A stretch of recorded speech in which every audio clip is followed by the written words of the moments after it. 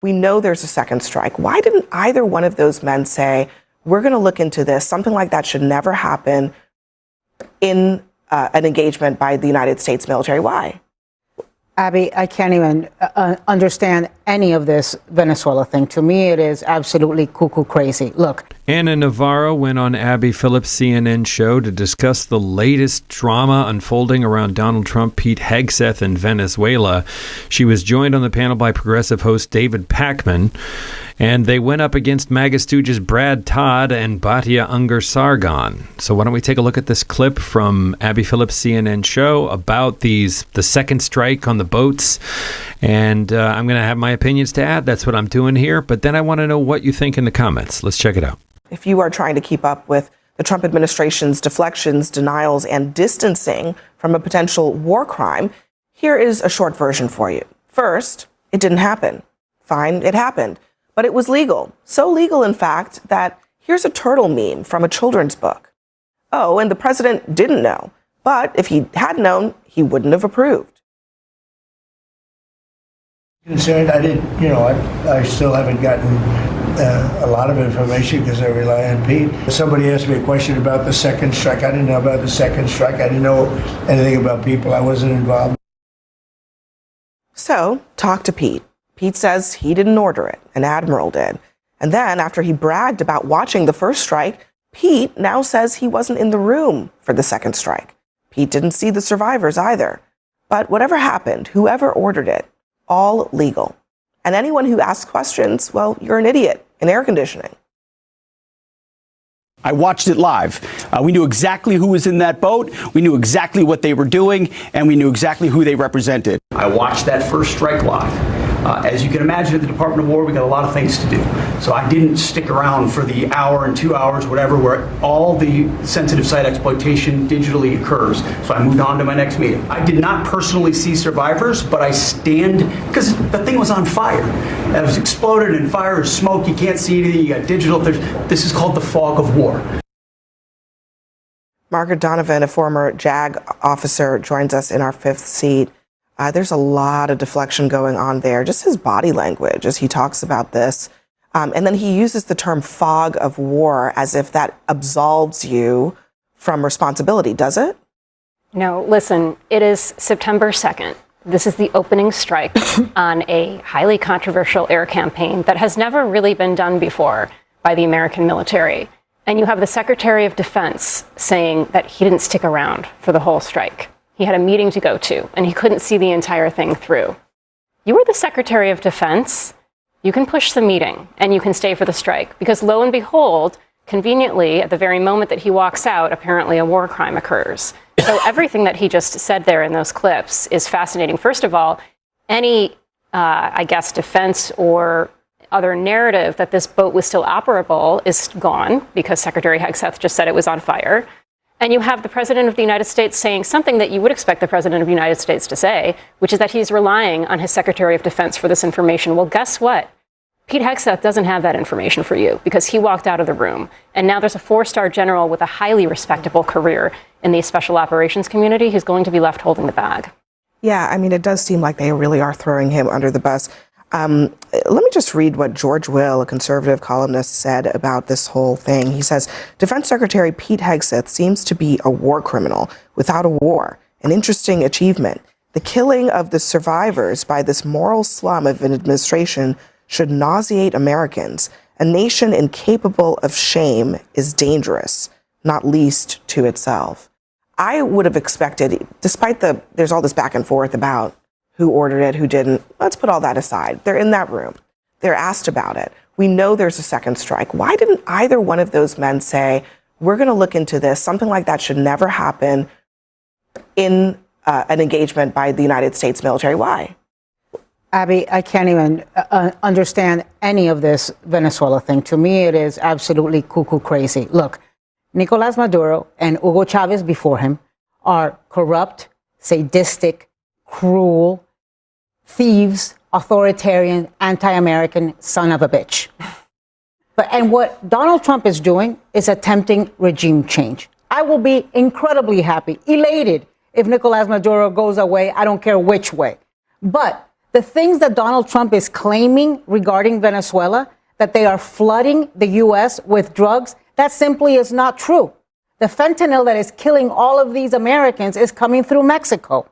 The people that the preferred route for drug dealers is through the Pacific and then through Central America, including the country of Honduras, where he just pardoned the former president that did flood American streets with cocaine that killed thousands and thousands of Americans. And then, he's claiming that Venezuela opened up prisons and insane asylums and released all these people into the United States. That actually did happen. It happened in 1980 in Cuba, and we all saw it happen. I was in Miami when the Mariel boat lift happened. There is zero evidence that that has happened in Venezuela. What happens? He wants to do regime change. He wants his Panama with Noriega. He wants his Grenada moment like Ronald Reagan did. But he can't say that it's regime change. One, because it's highly unpopular with the American people. And because, two, it would require the authorization of Congress. I think the crux of this right there is when Abby Phillip said that Donald Trump and Pete Hegseth are both trying to avoid responsibility for this. Neither of them wants to take the blame. Duh. Like, that's Donald Trump's entire thing. What has Donald Trump ever taken responsibility for? It's always somebody else's fault, right? And Pete Hegseth is the same type of character. When the Signalgate thing came out, the first thing he did, his first impulse, was to completely deny it, call it fake news. And then when it became crystal clear that that wasn't going to float, it's the same play. I didn't do it, and even if I did do it, it's not that big a deal. And, or I'm allowed to do it because I'm the Secretary of War. The fact that this guy in a leadership role, Pete Hegseth, is going to let the blame for this roll down to the person underneath him, that he wasn't in the room. I mean, them spelling it out. Donald Trump saying, well, I trust my Secretary of War on this. Well, your Secretary of War had something more important to do. It's just absolutely flabbergasting.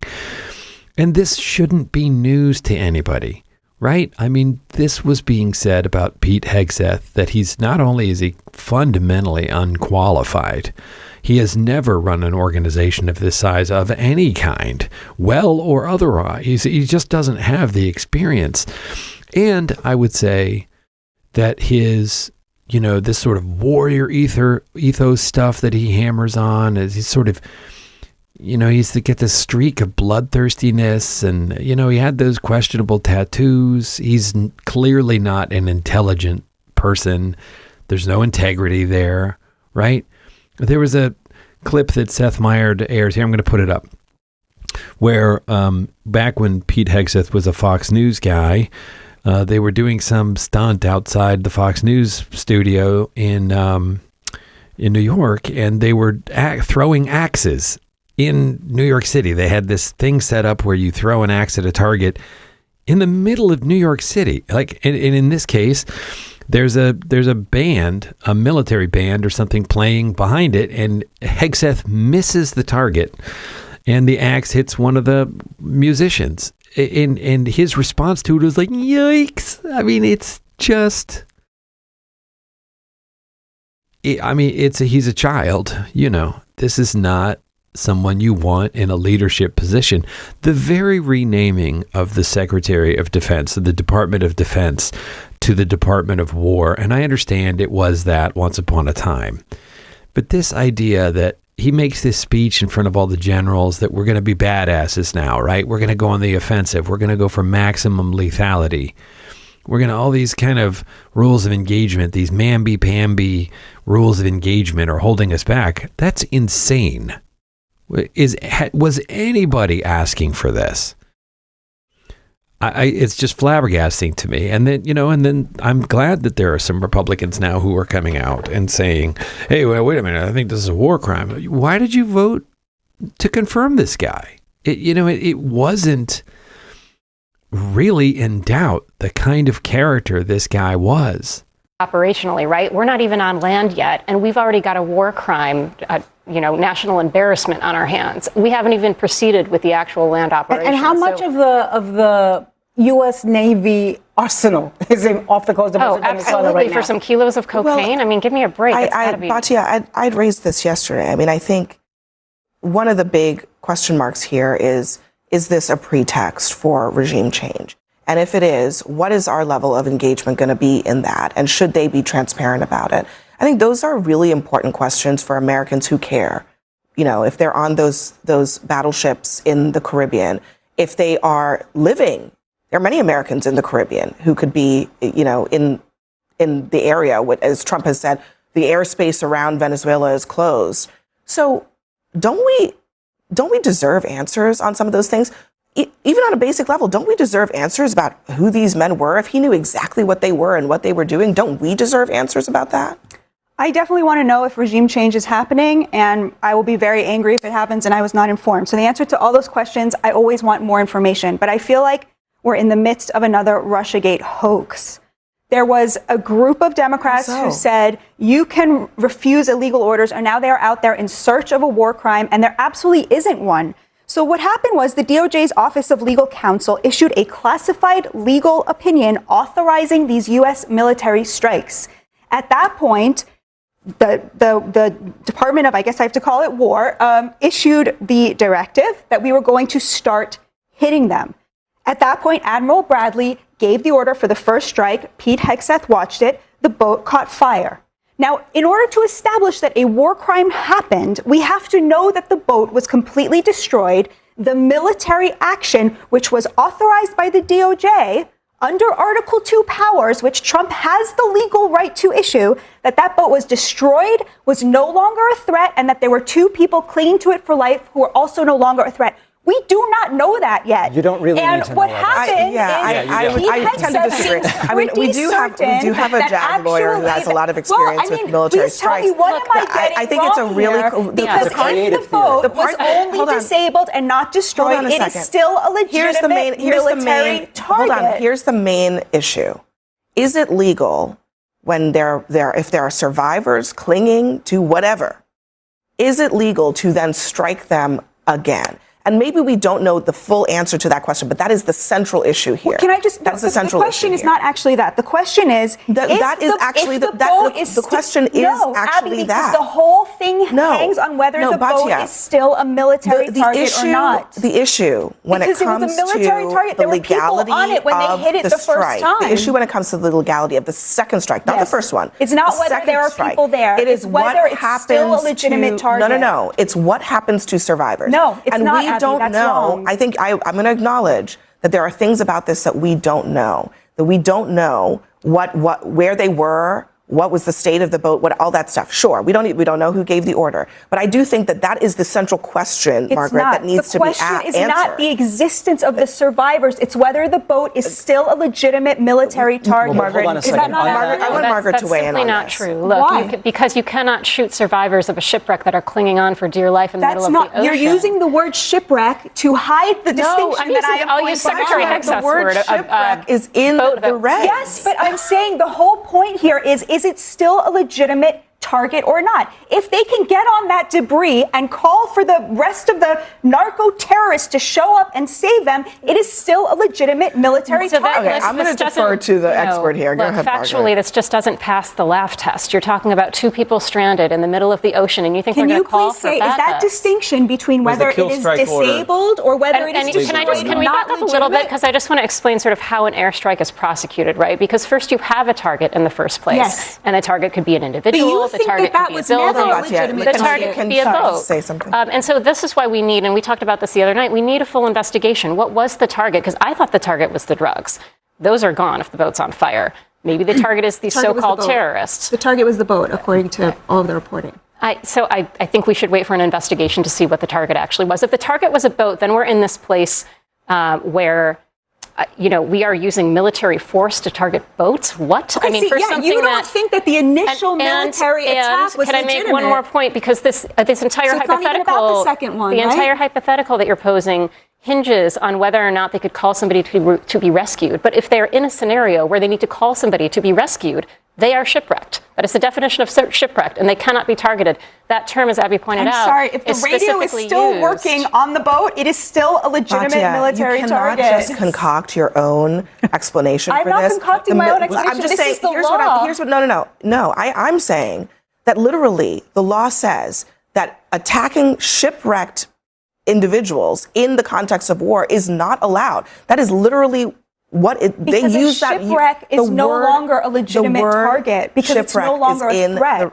Is in the document. We're agreeing. So I'm just saying you are agreeing with me. You are suggesting that if there's any scenario in which maybe they could have called somebody on land, they would have come by boat or helicopter or whatever to help them, then that would have justified attacking them again. I am pretty sure that as Margaret is saying, and as virtually everybody is saying, that is not the case. I will agree with you on one thing. This requires investigation. We need more information. But the basics of the Republican situation are such that this would be Roger Wicker says he'll ask it. Roger Wicker says he'll ask more questions. This is a question. Right. Okay, but I want to go back pause. to we have more. Okay, we have more ahead, Brad. So hold that thought. And I'm not going to say anything. Yeah, I mean, I think that you can split hairs about who was in the water, did the radio work, was the boat still, Batya Ungar-Sargon here is doing backflips to try and justify these actions. The bigger picture is these rules, you cannot legally kill people clinging to the shipwreck wreckage. We're typically, imagine World War II. You're talking about war boats. And, she says if the boat is still a threat. This was not a war boat. This was a speedboat purportedly full of drugs and narco-terrorists. Right? The bigger picture is that previously drug trafficking was not considered military. It was criminal. But that was the job of law enforcement, not the military, to wage war on, declaring narco-terrorists and enemy combatants is a leap. But if you're going to say, well, the line that you draw here is whether or not the boat is still a threat, the boat was never a threat. I mean, it was a speedboat full of drug dealers, apparently. So they say. We're just supposed to take their word on it.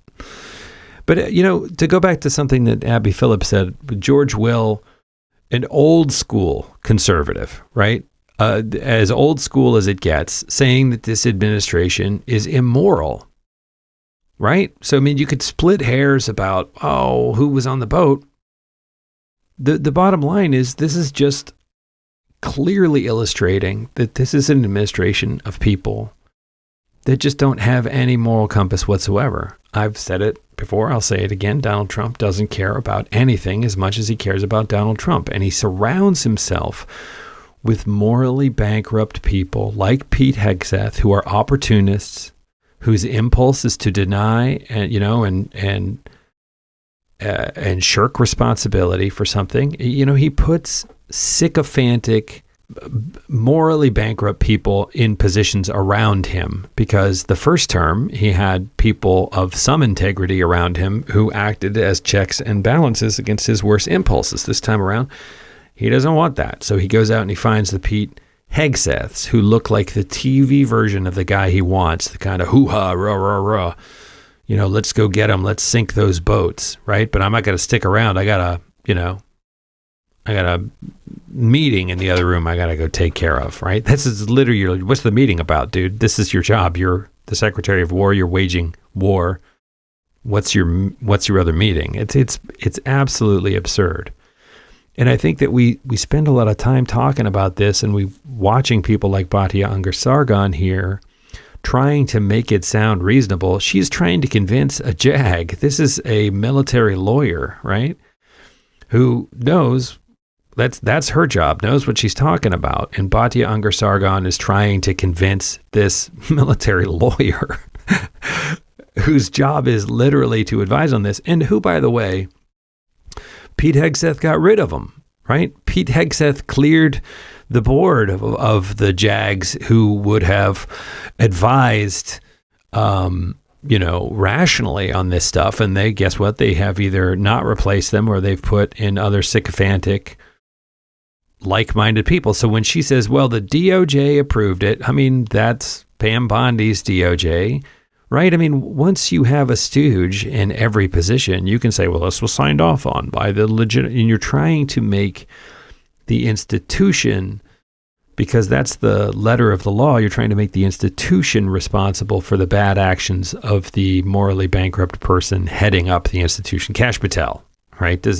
When people go, FBI Director Kash Patel, give me a break. I mean, this guy.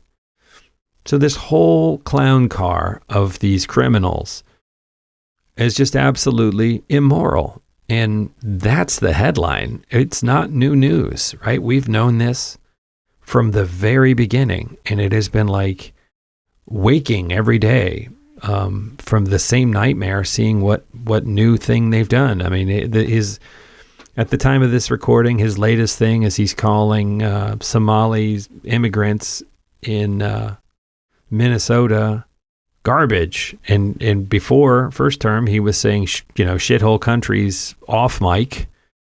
And then it was sort of reported that he was saying this in a closed door meeting, and now he's just saying it in front of the cameras, So the big picture here is they're just trying to normalize all this, make it business as usual. And whether you split a hair about who was on the boat, was it one guy on the boat? Was he calling for more narco terrorists and another speedboat full of drugs? Was it to target the drugs? It doesn't really matter. The entire undertaking has at its heart some profoundly immoral motivator. And we should absolutely have an investigation. We should investigate all of this stuff. It should be done in a clear-eyed, bipartisan way. Come on.